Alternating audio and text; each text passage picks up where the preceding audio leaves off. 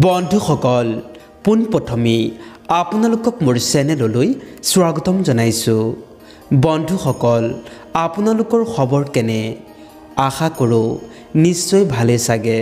সদায় সুস্থ থাকক আৰু সবল হৈ থাকক আৰু মোৰ এই নতুন নতুন ভিডিঅ'সমূহ উপভোগ কৰি গৈ থাকক।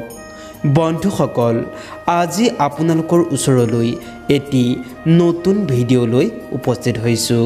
সৰস্বতী পূজাৰ দিনটিত কোনকেইটা ৰাশিয়ে ভাল ফল লাভ কৰিব তাৰে বিষয় লৈ আহিছোঁ। বন্ধুসকল সৰস্বতী পূজাৰ বিশেষ মহত্ব আছে। এই পূজাৰ দিনটিত পঢ়া শুনা কৰা ল'ৰা ছোৱালীয়ে বা অন্য লোকেও সৰস্বতী মাক ধ্যান কৰিলে, মন্ত্ৰ জপ কৰিলে বিশেষ সুফল লাভ কৰিব পাৰে। বন্ধুসকল সমাগত সৰস্বতী পূজা বসন্ত পঞ্চমীৰ দিনা দেৱী সৰস্বতীক পূজা প্ৰাৰ্থনা কৰা হয়। শাস্ত্ৰৰ মতে এই সময়তে মানুহৰ জীৱনলৈ এক বৃহৎ পৰিৱৰ্তন আহিব পাৰে। মাতৃ সৰস্বতীৰ আশীৰ্বাদত 146 বছৰৰ পাছত 3 ৰাশিৰ অধীনত জন্ম লোৱা লোকৰ জীৱনলৈ আহিবলৈ ওলাইছে এক বিৰল মুহূৰ্ত। সেইদিনা মহাকুম্ভৰ চতুৰ্থ পৰ্যায় হ'বলৈ গৈ আছে আৰু একেই সময়তে সৰ্বত্ৰ সিদ্ধি যোগ আৰু উত্তৰ ভাদ্ৰপদ যুগৰ লগতে ৰেৱতী নক্ষত্ৰ এক বিৰল মহাজাগতিক পৰিঘটনা ঘটিবলৈ গৈ আছে। সেয়েহে এই সৰস্বতীৰ পূজাৰ দিনটিত এইকেইটা ৰাশিৰ ভাগ্য মুকলি হ'ব। মা সৰস্বতীৰ আশীষ থাকিব, টকা পইচা হাতলৈ আহিব। এই সৰস্বতীৰ পূজাৰ পৰাই এওঁলোকৰ যি সমস্যা আছিল সকলোবোৰ দূৰ হৈ যাব। লগতে ঘৰখনলৈ সুখ শান্তি সমৃদ্ধি আহিব। কৰ্মদিশত উন্নতি আৰু সাফল্য দেখিবলৈ পাব। পাৰিবাৰিক জীৱন আনন্দময় হৈ উঠিব। টকা পইচাৰ অভাৱ কমিব। অৰ্থ উন্নতিৰ তুলনাত ব্যয় কম হোৱা দেখা যাব। শাৰীৰিক পূৰ্বতকৈ উন্নতি হ'ব। এই সৰস্বতী পূজাৰ পৰাই বন্ধুৰ সহায় এওঁলোকে লাভ কৰিব পাৰিব। চন্দ্ৰৰ শুভ প্ৰভাৱ পৰিব। প্ৰেম প্ৰণয়ত উন্নতি দেখিবলৈ পাব।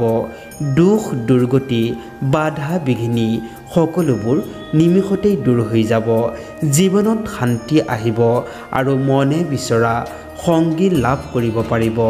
শিক্ষা বিদ্যা জ্ঞানৰ ক্ষেত্ৰত সুফল অৰ্জন কৰিব পাৰিব। লগতে সম্পদ বৃদ্ধি তথা ধন টকাৰ লাভৰ যোগ প্ৰবল হ'ব।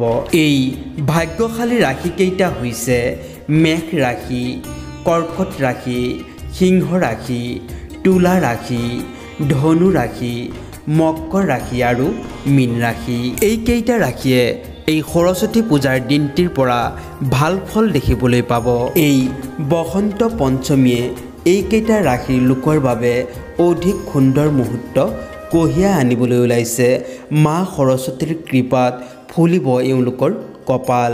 আৰ্থিক অৱস্থা আগতকৈ ভাল হ'বলৈ গৈ আছে। এওঁলোকৰ জীৱনটো ভাল হ'ব। এই ৰাশিৰ জাতক জাতিকাই নতুন জীৱন আৰম্ভ কৰিব পাৰিব। বসন্ত পঞ্চমীৰ পৰা অৰ্থাৎ সৰস্বতী পূজাৰ পৰাই ঘূৰিব সৌভাগ্যৰ চকা। ব্যৱসায়ত নতুন জীৱন আৰম্ভ কৰিব পাৰিব। এইকেইটা ৰাশিৰ বাবে সুন্দৰ মুহূৰ্ত আহি আছে। এই ৰাশিৰ অধীনত জন্ম লোৱা মানুহে বাজিত পৰাস্ত হোৱাৰ পিছতো জয়ী হ'ব। জীৱনত সুখ সমৃদ্ধিৰ জোৱাৰ উঠিব। এই ৰাশিৰ লোকে ব্যৱসায় আৰু বাণিজ্যত লাভ দেখিবলৈ পাব। এই ৰাশিৰ জাতক জাতিকাই ধনৰ লগতে বাহনো ক্ৰয় কৰিব পাৰিব। বন্ধুসকল আজিলৈ ইমানেই। যদি ভিডিঅ'টো ভাল লাগিছে তেনেহ'লে এটা লাইক কৰি দিব আৰু কমেণ্টত লিখিব নাপাহৰিব জয় মা সৰস্বতী।